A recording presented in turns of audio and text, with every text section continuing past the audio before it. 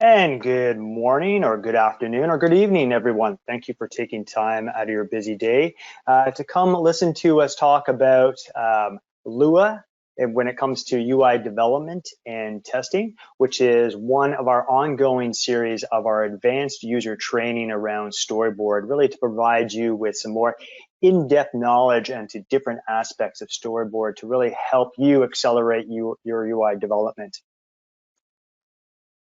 Like I said, today's topic we're going to be talking about is Lua for UI development. So when to use it, why to use it, and of course, how to use it. But before we jump into that, I just want to let you all know that today's session will be recorded. So that way, if you do need to drop off at any point in time, we will be able to share that recording with you. As well as if you have any colleagues that you feel that may benefit from this session, but weren't able to attend live, they'll definitely be able to register for after the fact on our webinar page on our cranksoftware.com and be able to kind of get access to it after the fact. Also, we'll be doing a live Q&A at the end of it, so please use the question section that you'll find on your screen to submit any questions that you do have, and we'll get to them at the end of it. And of course, make sure if you haven't already to follow us on Twitter or Facebook or LinkedIn. And if you do feel the need, feel free to tweet out any part of this today or put it out in any social media post. And if you do, make sure you use the hashtags of GUI development or Crank Storyboard. We're very lucky today to have Gary Clarkson, our field application engineer out of the UK, who is very, very knowledgeable in Lua, being our guest speaker today and going to be taking us through the ins and outs of Lua. And so speaking of which, what are we going to be talking about? Well, I'm going to start things off with a little bit of introduction to Storyboard, just for anybody that may be brand new. Just give you just a little snippet of what it is and why we do it. And then we're going to jump into the introduction of Lua and how it fits within a UI project. Plus, we're also going to talk about why we as a company chose to use Lua for Storyboard when it comes to scripting instead of maybe something like C++. Also, we'll talk about how to leverage the many open source Lua libraries and the benefits of improving your UI application structure through the use of Lua. And of course, last but not least, how to test using Lua in the SB Lua utility. So what makes Storyboard different? Well, Storyboard really provides a foundation for streamlined UI development for embedded product design and development that meets both the UI development needs for a designer as well as a developer and even the business goals. So what makes Storyboard different is it decouples the front-end UI from the back-end logic, but it has this well-defined data model and events-driven API in between, which really kind of provides that clean separation between UI design, UI development, and of course, deployment onto hardware, really helping UIs be more resilient to design changes. It's important to note that Storyboard is not a code generation framework, but rather uses fixed point design, which really makes it the UIs that are developed using it more resilient to hardware changes or to even design changes. So really allowing it to switch out at any point in time, any of the part of the technology stack. So whether it's moving, maybe scaling up from an MCU to an MPU, or scaling down, or maybe it's moving from one silicon vendor to another silicon vendor, or swapping out the OS altogether. Really, the design of how we create the UIs really allows for the easy introduction of iterations, because I like to say it's not a matter of if, it's a matter of when iterations in design are really going to occur, and Storyboard really helps with that. So even some of the unique features that you'll find within Storyboard, such as our graphical compare and merge tool, really help you and the teams you work with really remain in control of these UI iterations or refinements in design by allowing you to pick and choose which ones you want to introduce into the final design. So another thing I want to kind of point out is that not only is Crank Software a software company, but we're also a services company. So if you need a prototype developed fast for proof of concept with key stakeholders, or maybe you have an idea but not the time or the in-house resources to produce it, or maybe you're even looking for ways to optimize the performance of your GUI application, no matter what you're trying to create, our team of Storyboard application developers are here to make your embedded project easier. So we can help you from anywhere from start to finish, from planning, implementation, and even maintenance of your GUI, or placing it through rigorous testing to uncover any issues that could impact the performance of your product. So if you have a need for anything like that, don't be shy, reach out to us and let's see what we can do to help you out. The other thing I want to kind of point out too is that if you haven't gone to it already, our help center, which is accessible again off cranksoftware.com, has a wealth of information. So we have a variety of getting started videos. We have a lot of knowledge base articles, and even then, within some of those knowledge base articles, what we've done is actually created videos to really kind of help you walk you through the steps of performing some of the different functions within Storyboard. We also have a community there. So if you are looking for help from other like-minded individuals, don't be shy, join the community and post some questions. And whether it's someone from Crank Software or whether it's maybe a colleague from a completely different company, we're all there to kind of help you out to make sure that your project goes smoothly. And so with that being said, that's all I'm going to do for the overview. I'm going to kind of hand things off to Gary Clarkson now, who will talk to you about the ins and outs of Lua. So Gary, take it away. Thank you, Scott. I'll quickly introduce myself. My name is Gary Clarkson. I'm an applications engineer with Crank. I've been with the company around 2.5 years now, and I am based in the UK. My role is to support our key customers across Europe, Africa, and also reaching out to Asia. So the reason for this presentation today and the general background is that we often get asked by our customers about the use of Lua within Storyboard, and also how best to maybe structure their application. And this is both within a development environment and also with perhaps testability in mind. So obviously user interfaces and user experiences need to be tested, and so how can they go about doing this in the most efficient way? So the built-in Lua scripting language is one of the key strengths of our solution, and so I've put together a short training and insight session to help both those new to Storyboard and perhaps our existing customers, and show them how you may benefit from a refresher and explore some of the additional product features that and capabilities that are unlocked with Lua. So first, some history. I spoke to Thomas Fletcher, our VP of Engineering and one of the Crank co-founders, regarding some of the reasons why Storyboard came to be built with the Lua scripting language. And it was a very interesting discussion. It went on a while, as he's very passionate about the topic. So what I'll do is I'll share the edited highlights of this just by way of background. So if you cast your mind back to somewhere in the kind of the mid 2000s and the birth of Storyboard, the primary goal for a design tool and why Storyboard came to be is really to try and give power to the designers. These are the graphic and UI designers who are creating the UI, and they really want to not be engaged in programming, and ideally you would be able to develop a user interface and get a great user experience without using any programming at all. This means no compilers, no tool chains, and none of the other complexities. So with UIs, you do, however, inevitably need some glue logic. And by glue logic, what I mean is kind of conditional if-then-else behavior and other capabilities and functions that kind of change the presentation layer and adapt it to what's going on at the back end. And this should really ideally be independent of whatever the back end system is doing. So it's just a presentation layer. So whatever the solution, we needed it to work just as well on a smaller embedded platform, as well as a desktop. In fact, it needs to be pretty much identical on both these platforms, so that the simulation and synthesis environment and also the performance is true and pixel perfect on both. So you really are able to design on one platform and deploy to the other. So enter Lua.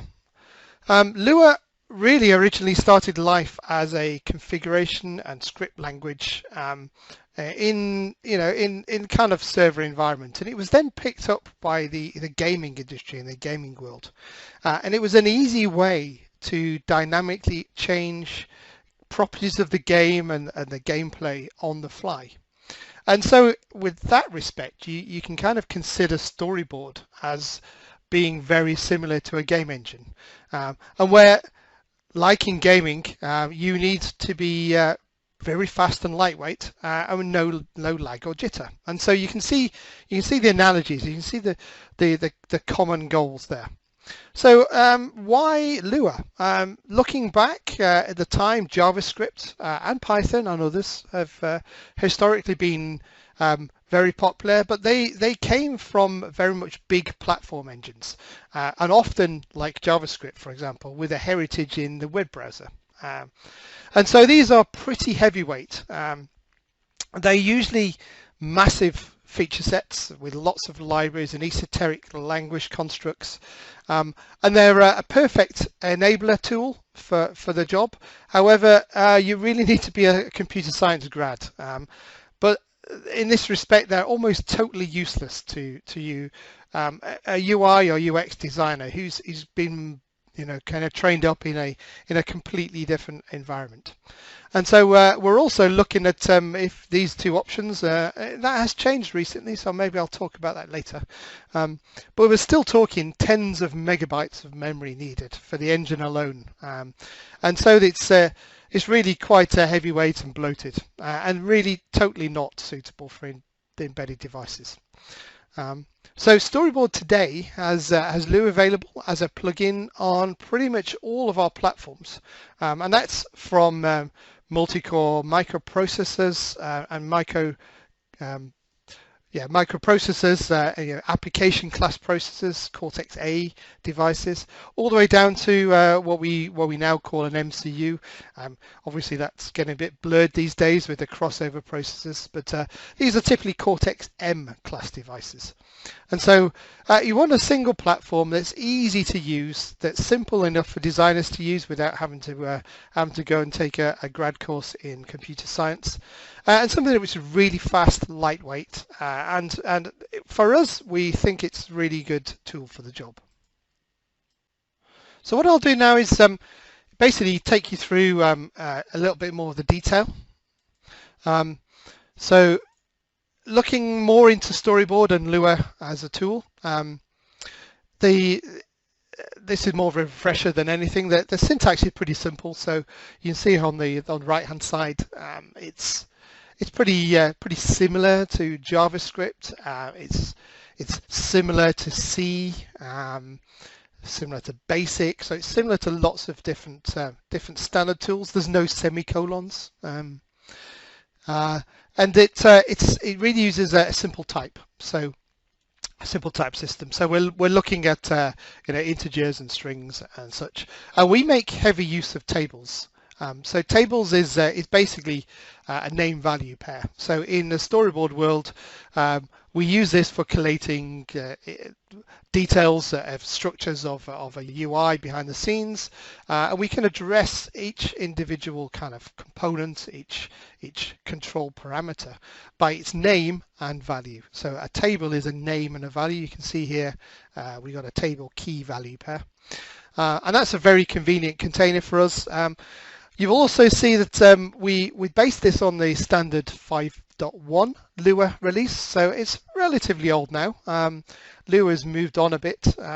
We've recently been looking at Lua 5.4, so that's very recently, and there's some interesting new developments in 5.4 that may be good for the future. But standard Lua 5.1 has been around for a long time. We did actually borrow a few extensions from 5.2.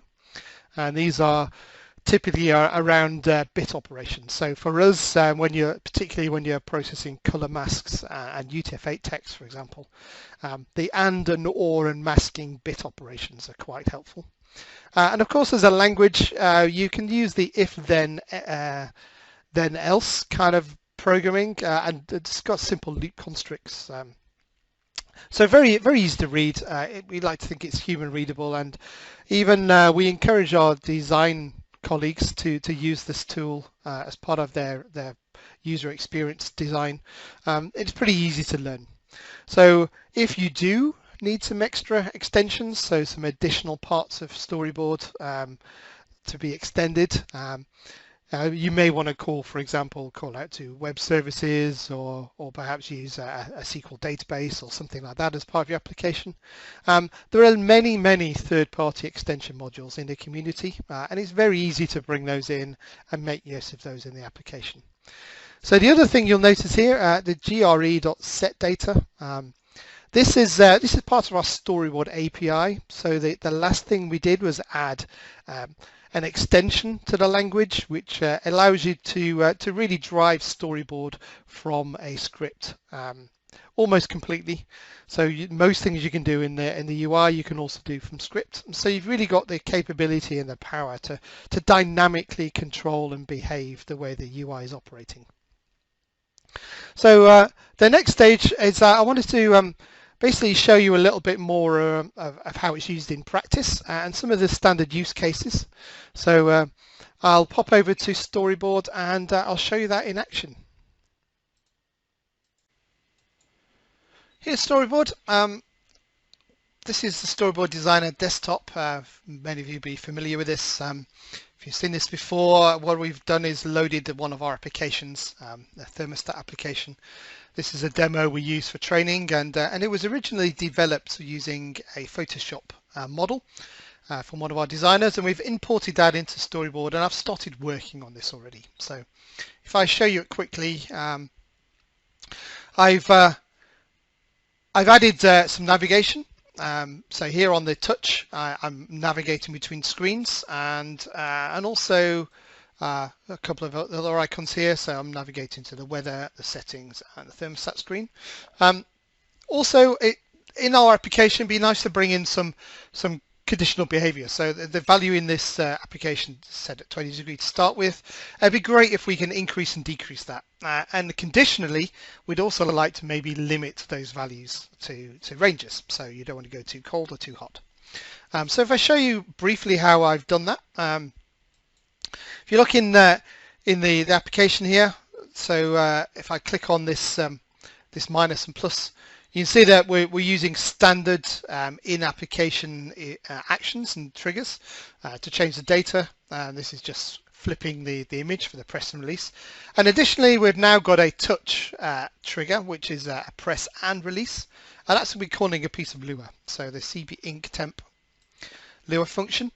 So remember what I said earlier, we've got some simple Lua script here to limit the temperature. This is going to say if the temperature is less than 30, then increase it or stop.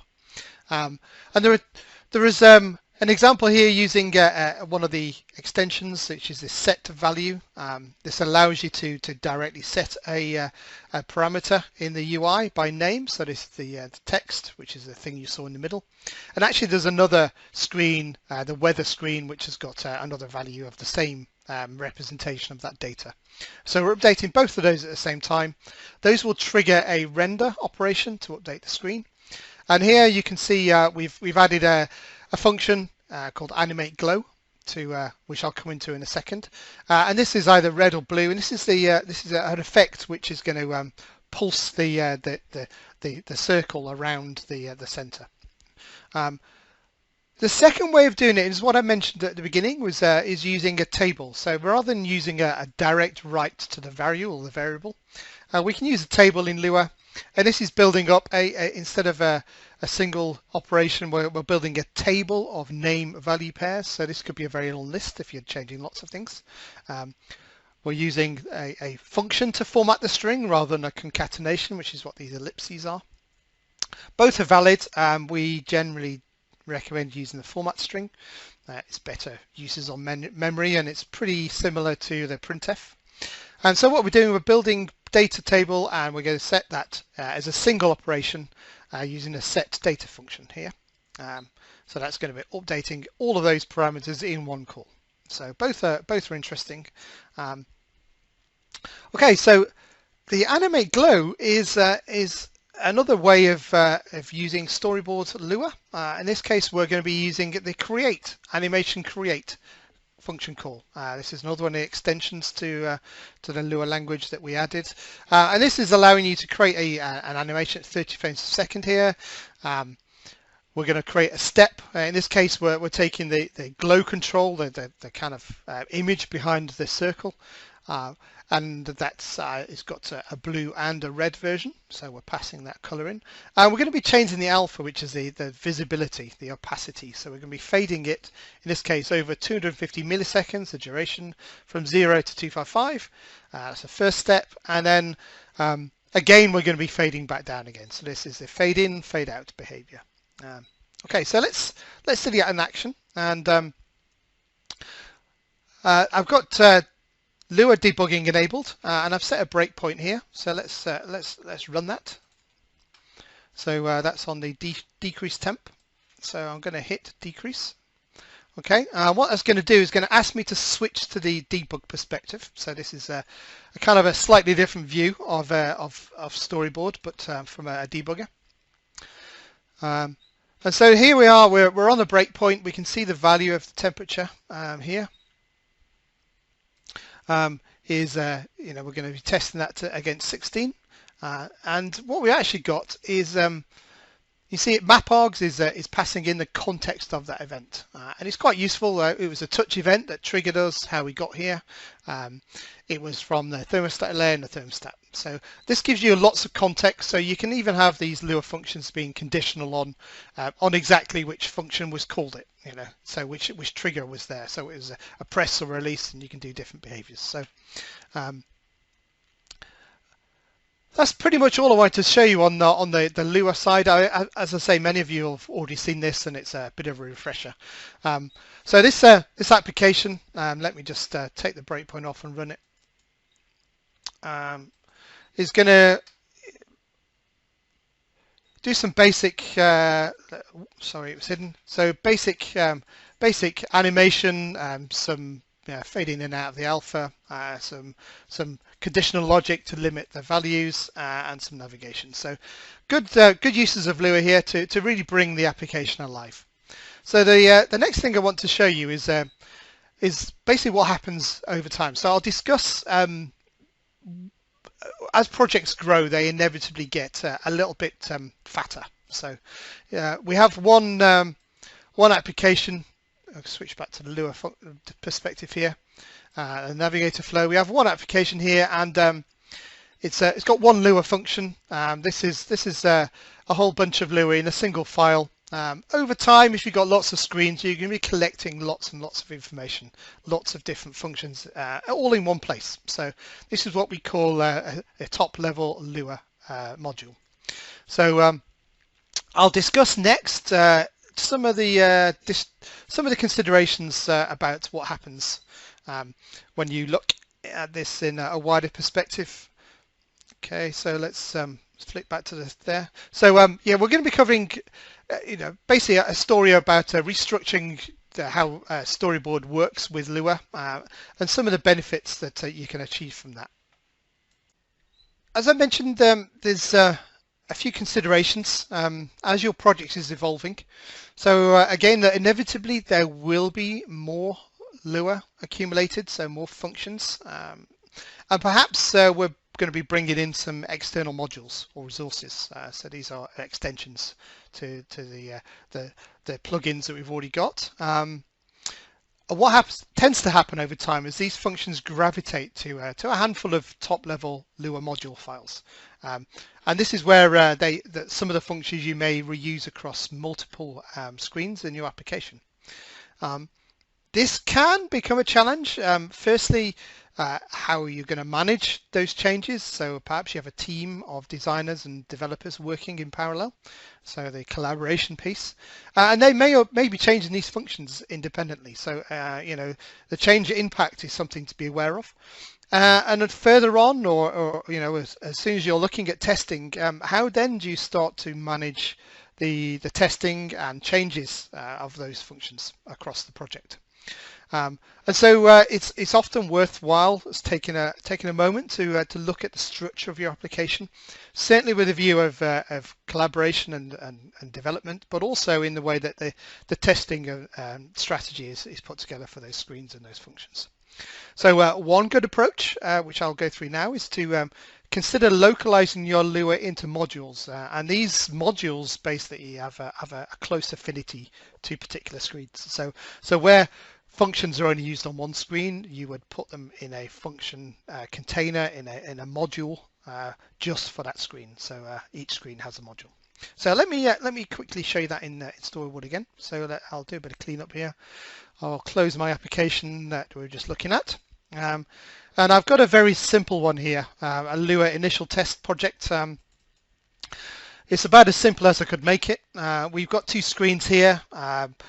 We're going to be navigating between the screens, so backwards and forwards. And on one screen, I've got a click here, and this I've added some Lua, which is going to do something when I click on it. And on the second screen, I've got some text, which I'm going to be initializing. So it's a common design pattern. Let's show you what happens here when I run it. Okay, on my first screen, I can navigate to the second screen. Here, I've got some text displayed. This is dynamically allocated. Or on the first screen, I've got a simple click, and click activates and deactivates the label. Okay, so we've got an action and a trigger. So I've chosen to do those in Lua. So on the click on the first screen, I've got some basic Lua to change the value of a text, pretty similar to what we saw earlier, to be activated or deactivated based on the click or release. And I've deliberately mixed in some of the Lua from the second screen, where we're going to be on initialization. I'm going to set the screen text, which is that large piece of Latin that was on the screen. So I've written that up here. Screen text is a variable, and I'm assigning that on startup of that screen. So if I go to the second screen here, you can see here I triggered that on the screen show pre. So this will occur just before the screen is shown. So it's kind of an initialization function, which is great. And you'll find that many of your applications follow this kind of structure, initially at least. And we've got one top level function, but it would be quite useful to basically see what's going on. And there are some hidden kind of effects or application behaviors that maybe are not so obvious. So let me run it again this time. So here's our application. Let me do that with a little bit more verbosity. So I'm going to turn up the debug tracing, maybe up to show actions and events. Okay. So when I run it, you'll see here that it started off, and if I go back to the beginning, you'll notice here, I'll maximize that by double clicking. This is the very beginning of Storyboard, and so what's happening is we're initializing all the plugins. These are all of the various parts that we looked at, so drawing of 3D and everything else, which is loaded. And we're initializing each of those plugins, and here is where Lua is initialized. And you can see here that we're actually loading that callbacks.lua script, the initial file, very early on in the load.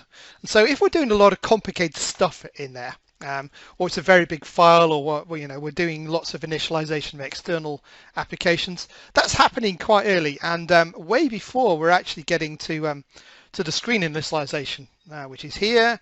And you'll see down here where we're actually starting to show the screen itself, so the screen show pre and post. So that time could actually be quite long. So this is impacting potentially your application startup time. So looking at the way the structure's there, startup could be an issue. Everything's collected in one file in one place. We're also maybe taking a big memory hit up front. So a lot of the resources that might be allocated are only allocated and used on one screen. So why are we using all of that memory and holding it in reserve for later on in the application? So another way of looking at that is if I show you a refactored version of the application. Just let me close these down a little. In this one, I've taken a slightly more robust approach.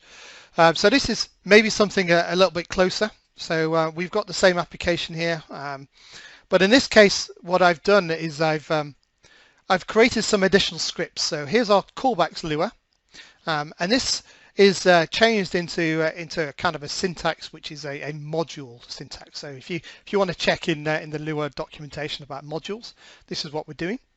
And this is what we call the top level or global module. So this, as you saw, is going to be loaded early. And what I've done, I've put some generic functions in here, and these are very common to a typical application usage.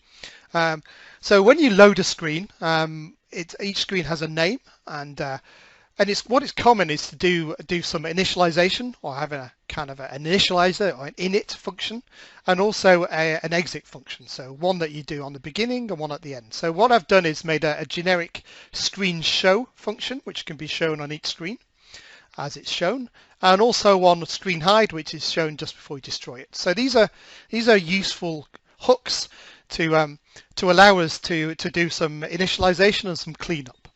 And one of the tricks we've done is if you create the modules named here the same as the name, we can use the kind of the context, this map-R context that we saw earlier, and the name of the module, the name of the screen to call the module. And we're loading these modules dynamically, which is what this require does.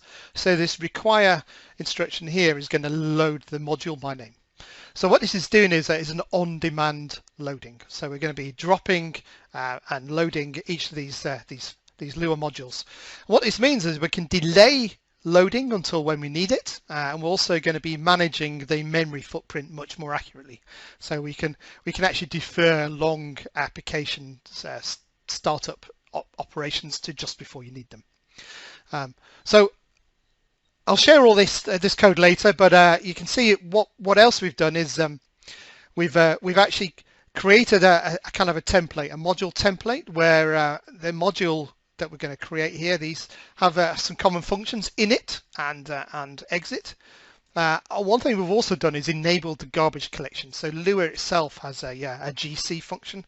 It's able to recycle the memory. So once you've let go of it and there's no references to it, will automatically clean that memory up. And this is, again, a much better and a much more efficient way of managing that. So these handle show and hide are, if I flick to the application, on each of these screens, you can see I've got the main screen module and the handle and press and handle release functions mapped. Also the screen hide and the screen show, which is what I was just showing you in the callback.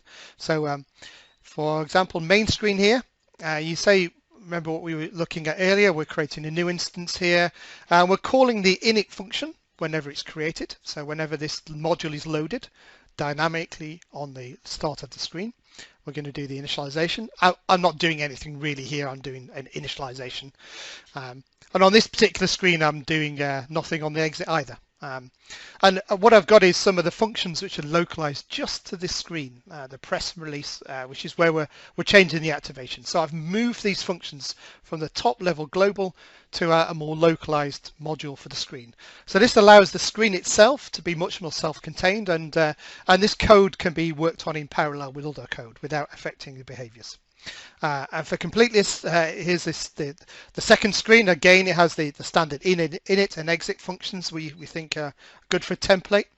And here we've got the initialization. So this screen text is going to be initialized and loaded. It's not huge. It has quite a few characters in it, but it's a memory block. It's going to be used on this screen only, and so there's no point tying up memory. Okay, so that's used and reused. And in this case, on exit, we're going to be setting that to nil. So this empties that screen text value, and we're not going to be having any references to it, so the garbage collector can let go of it. So if we run this application again now here, let me just start that. So I was already running, bear in mind. So that's this application. So we'll see now we've loaded the application. I can click and it behaves exactly the same as it did before. Okay, so now if I enable the debugging and set the verbosity a little bit higher. Okay, so we're tracking the events. We'll see the difference in the behavior. So I've loaded the first screen. I'm going to click to activate that, go to the next screen and back again. Okay. And now when we look in a bit more detail at the console, we can see, as we saw earlier, that early on we're loading our callbacks Lua. This is the global level stuff, so the thing that's applied to all the screens. That's one interesting thing. But you see here that the main screen Lua is only loaded when we're on the main screen. So you know, whatever is tied up and as a dependency of the main screen, and here we're calling init. So that's fine. We're going to transition to the next screen. You can see here that we're actually then loading the second screen Lua later on, and also unloading the main screen. So we're dropping the Lua that we had loaded for main screen and reloading the second screen. So this is on-demand loading, and it allows you really to over the application manage the memory footprint. So it's a useful technique. It's quite simple syntax, really. I'll let you study this offline. I'm not going to go into it now, but restructuring your application can give you quite a few benefits in testing and also in collaborative development. So I've called this section maybe modularizing Lua. And there is actually, if you look on our help center, there's a companion article for this with the sample code I've used here. So we covered the kind of the Lua development side of things. Now let's look secondly into perhaps how we would look to test this going forward. So let's move on to the next section, which is looking at how we can also use Lua from the outside looking in to try and drive the user interface. And now we've got it structured. Let's see what we can do in terms of driving that and testing it using an automatic test framework. And I'll hopefully give you some tips about best practices there. One of the first things you need to do, for example, is to playback events. So if I show you Storyboard here. In our application, we've got a useful utility. I'll pull this up. On the settings, we can use the Capture Playback plugin. So what this is going to do is I'm going to capture all of the events to an event capture.txt. So let me run that one. So I've set it to capture mode. I'll go into the application, click that a few times, go to the next screen, go back, a few more clicks, next, back. Okay. So imagine that's a user test scenario. So what that's actually done is created an event capture text here, which has got all of the various actions. I've got motions and presses and releases and stuff. So that's quite useful. What I can do now is go back and set it to playback mode. Okay, and run that again, and you'll see that the UI plays back exactly what I did. So it's not doing anything particularly clever. It's doing a dumb playback of the events with a timestamp. Okay, so we're now able to drive the UI automatically. So what's also bundled with Storyboard, and if I show you this in a console, we bundle in the Storyboard runtime engine folder a utility called SB Lua. So SB Lua is a function which is basically a command line interpreter for Lua. I think that's quit to exit or exit. Okay. So that allows you to basically send commands directly into Storyboard via an external Lua interpreter, which is quite good and quite useful.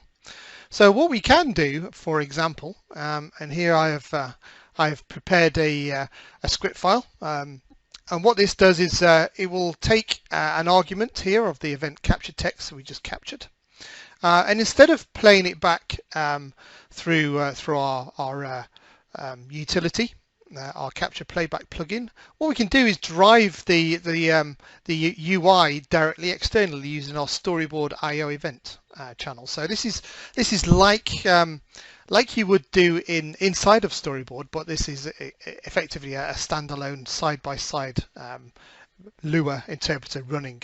So there are some limited capabilities, so you can't use anything in application scope, so you can't create new windows and such. And of course, your application needs to be available for for it to run. So what we're doing here is there's a bit of script. I'll share this as part of the follow-up. But it's basically reading that event capture file I captured earlier and playing it back. The key thing here is sending those events into Storyboard. So we're using a GRE send event. So if I go down here, you'll see that on the playback here, I'll just hide this for the moment. On playback here, this script function, when I run it, it's going to take a file name, which is there, and the channel, which is Lua modules test, and it's going to play those events back from a Lua test script, effectively. So if I hop over to my console here and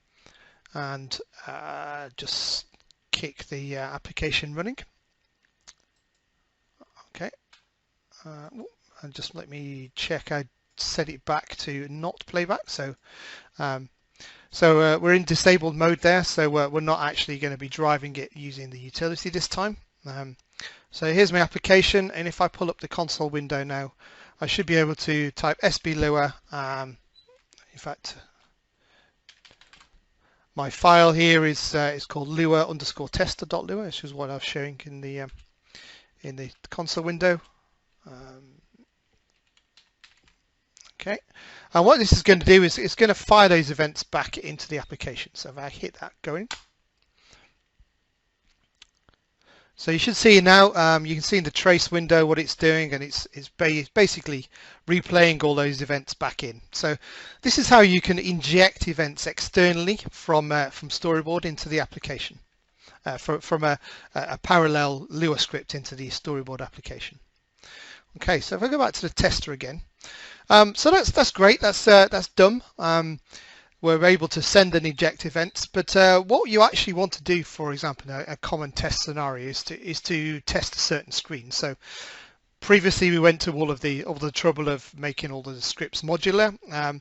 Now your application, will have, in normal running, have a state machine that you need to pass through to get to a certain screen, but it's quite useful for a testing scenario to jump to an individual screen. So what I did here is I've modified the application.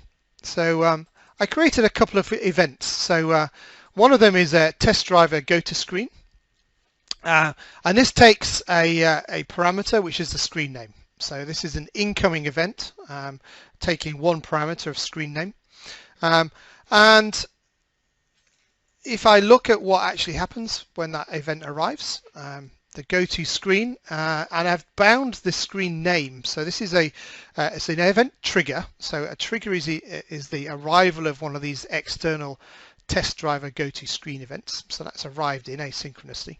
It's triggering the application to run this action, which is a screen transition, and the screen transition, the name of the screen transition is bound to a application global variable, which is here. So screen name is just a text file. It's currently empty, and what we want to do is inject externally a command to change that to the screen. So it's a two-step process. So the first thing we need to do is set the application variable screen name, and then we can trigger this test driver go to screen as a second step. Okay, so back in the test application, we've got another utility which is called Iogen, and what we can do is we can inject a command using the Iogen details to here's one I've already typed, to pass in a command, an event from external to Storyboard through the channel Lua modules test.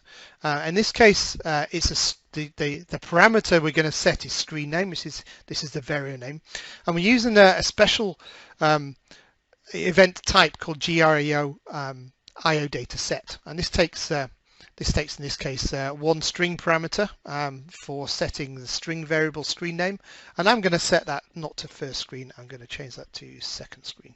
Okay. So this is how we would do it using maybe a batch file in Windows. So let me pull up my application again.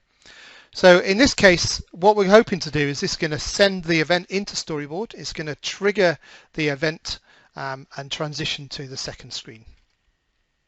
So the first stage is to send the event. Okay, and that's got it sent across. You can see here that the data has arrived. And the second stage is basically to actually fire the event itself. So again, we're going to send an event through the Lua modules test channel with no target this time, and the event we're going to send is a test driver go to screen. So this is what we created earlier. Okay, and you can see there that we've managed to drive that application externally just using Iogen. So you do have to have a little bit of infrastructure inside of your application to receive these events for a test purpose. But you know, once you've created this, it's basically usable across the whole application. So we're now able to target a particular screen, and let's look at how we would do that in Lua. So the function I hid before is called a go-to screen, and here's what I was just typing for sending this from Iogen. In this case, what I want to do is send it from my test script. So imagine this Lua file here is a test script. I'm going to recreate what I did there, but in this case using Lua. So you can see I'm sending event GUI data set. And then with the screen name parameter, and the target is the screen name, and I'm setting the data here as the value I'm passing in, so the name I'm passing in. So what I'll do is not do the playback this time, but I'll run the go to screen application function here. So that should basically do exactly the same. I'm going to transition to the second screen. I'll save that. And if I just pull up the application, go back to the first screen again. And in this case, I'm not going to run the Iogen, I'm going to run our tester again. And this should again do the same as what I did from the Iogen. Okay, so you can see there that I've actually managed to transition to an individual screen in the application just from using Lua. So there's a whole lot more you can do with this, and maybe that's a subject for a future task. So one of the obvious things is when you're playing back the events, you're going to want to not basically fire and forget. You want to get a bit of feedback. So it's a do this and then this. So you see here I have some script here that I could kick off a receive thread, so that I'm going to wait until I receive a particular event confirmation before I do the next thing. There's also other useful functions in Storyboard. So if, for example, I wanted to do some testing where I'm looking at the output of a screen, I could use this screenshot capture. Capture a screenshot, and this will dump the contents of a screen to file, and then you can do an image comparison. So, hopefully that's given you some good pointers. I think maybe there's a lot more you can potentially do with this. But I think we're running out of time today, and I think I'll leave it there. But hopefully we'll come back in the future with some more details on this. So I think I'll hand it back to Scott now, and we're going to take some questions. So over to you, Scott. Thank you. Thanks, Gary. Let me just flip back over to my screen. Hopefully everybody should be seeing my window right now. All right, so with that being said, let me just kind of get to where we left off.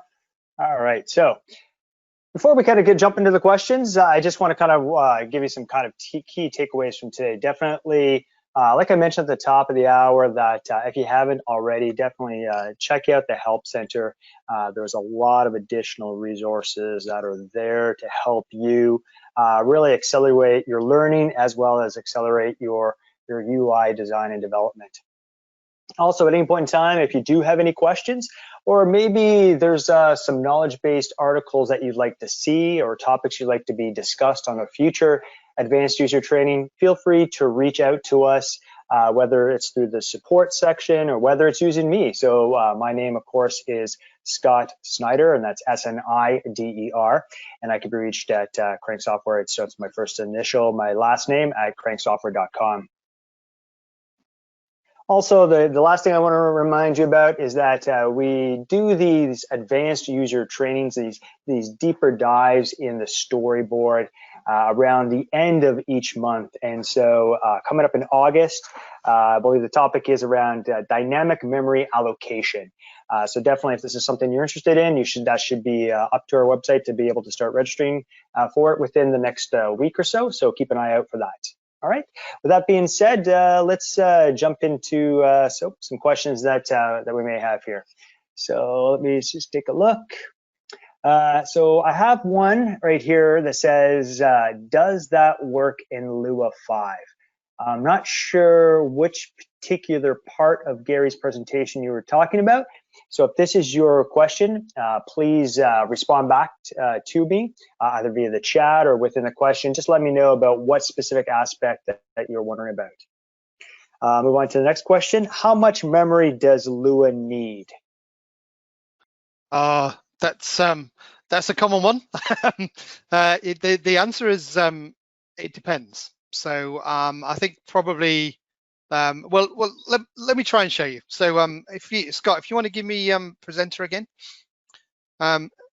It does of course depend exactly on what you're doing. So in terms of complexity of the application, how many external modules you're loading, etc. So let me just stop this and go back.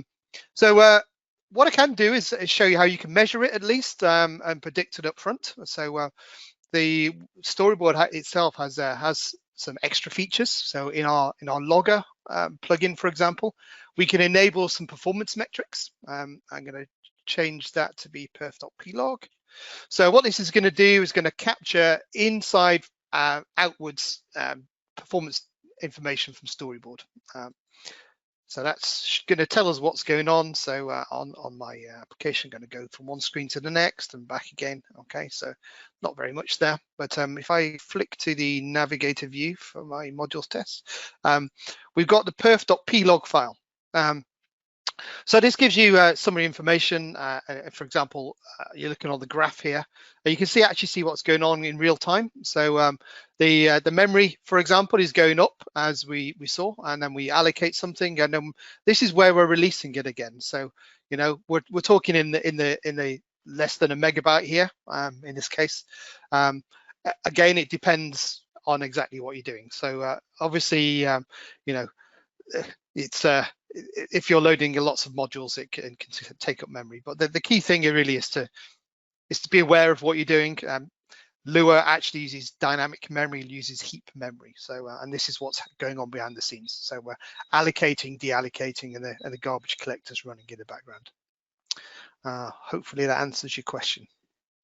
Perfect. So another one is, with the Lua test script, what is possible to drive in the application?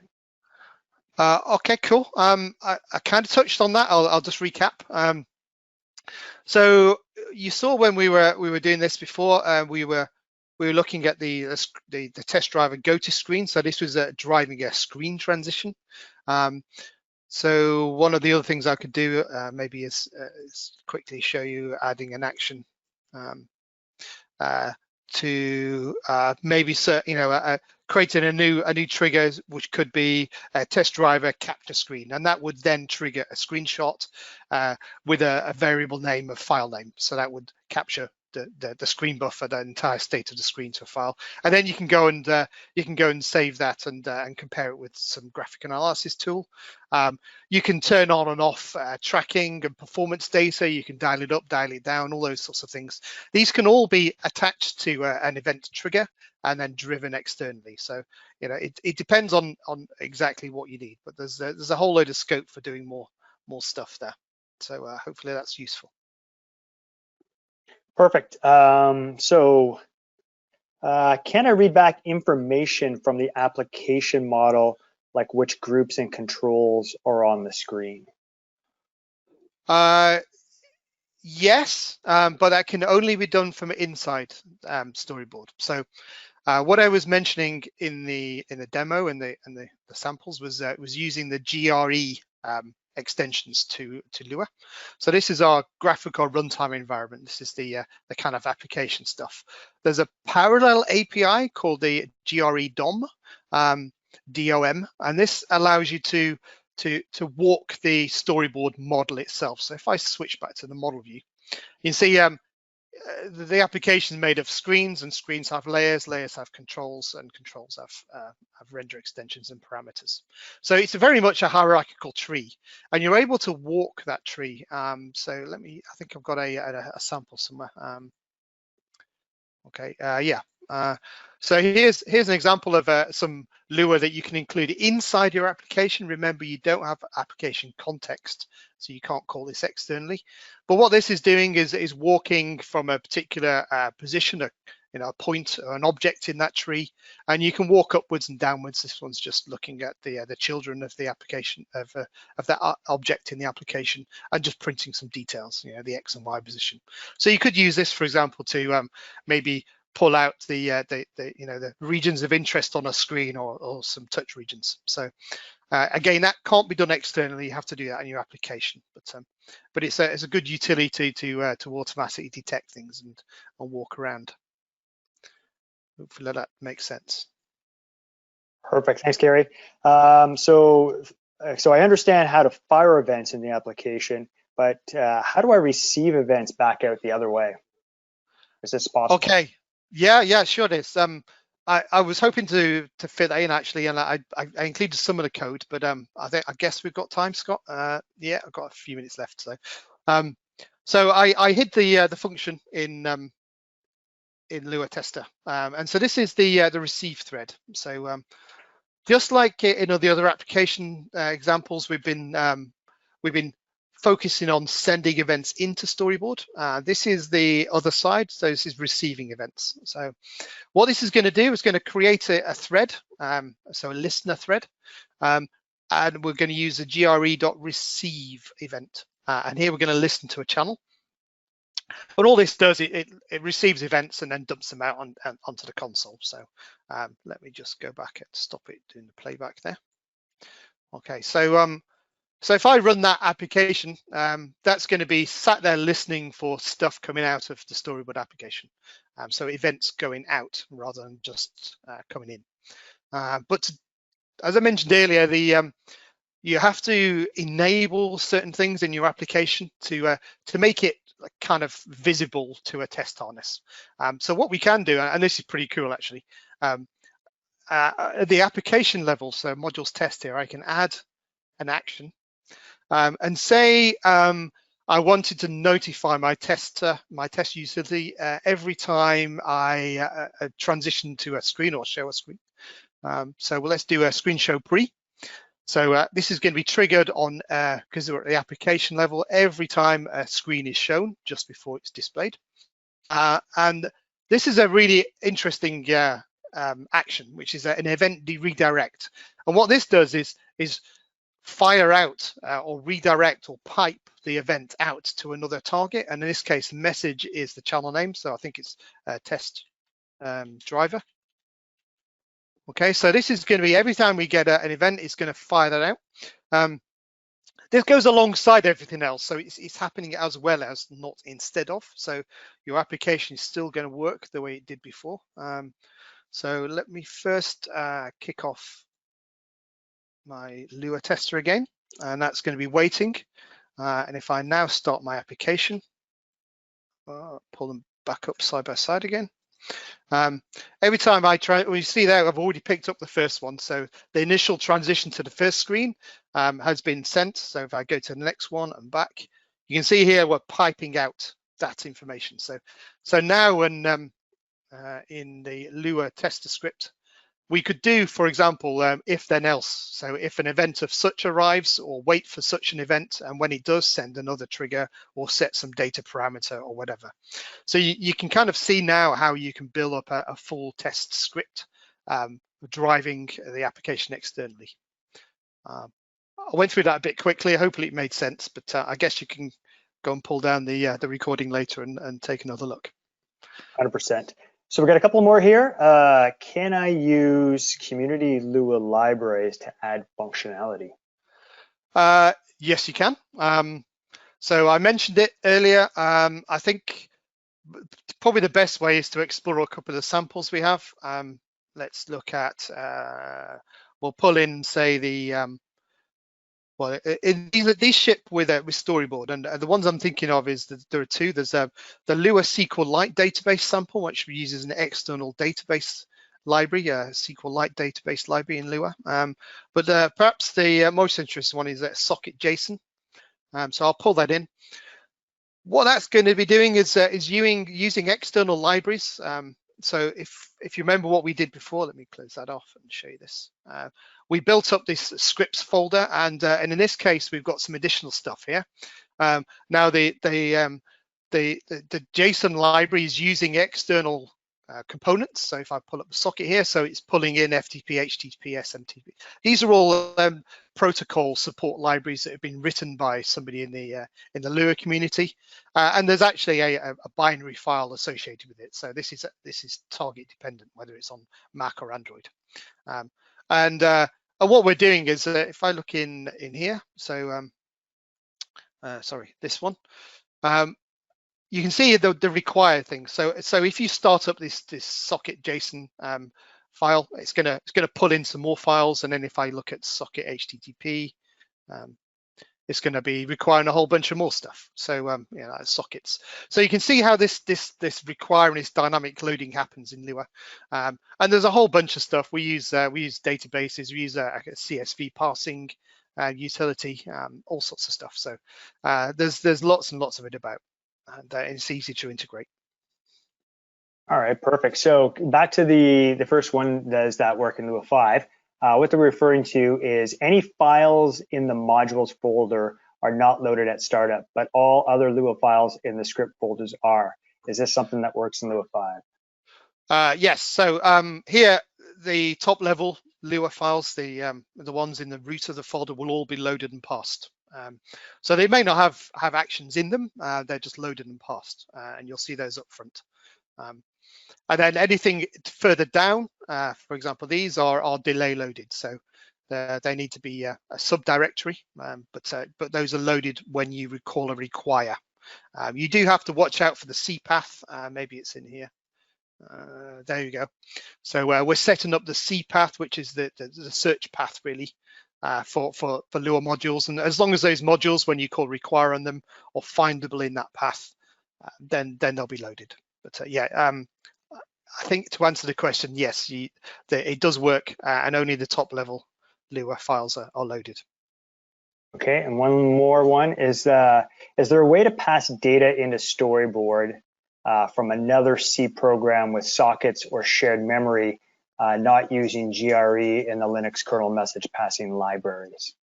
There is actually. So in Storyboard 6, we added, I haven't got an example here, but we added maybe I can show you, illustrate it anyway. We added the ability to add a second transport. So the libraries now include a TCP/IP transport. So on Linux, we use the inter-process communication as a system V message queue by default, but you can switch that out and use a TCP/IP message queue. So I can, for example, run something on my target board and communicate and stimulate it from the desktop, which is what's happening here. So I'm firing things. If I said remote channel, 192.168.1.10, that this doesn't exist, and a channel of an IP address of 110 and a port of 5555. That's going to be firing those data over TCP/IP. So hopefully that's what was asked, maybe. So those are the two transports we currently have. There are ways of adding your own transport with some customizations, but that requires some additional products from us. All right, perfect. That's all the questions that were put up there. So thank you very much for those questions. Great questions. And thank you for taking time out of your busy day to come listen to Gary present on using Lua in UI development and testing. Also, just before we kind of wrap things up, just keep an eye out for the next advanced user trainings coming up. And if this is your first time, there's a variety of different ones. There's about 3 other ones that are within our on-demand webinar section. So go give those a look. And as always, thank you very much, and happy designing and developing.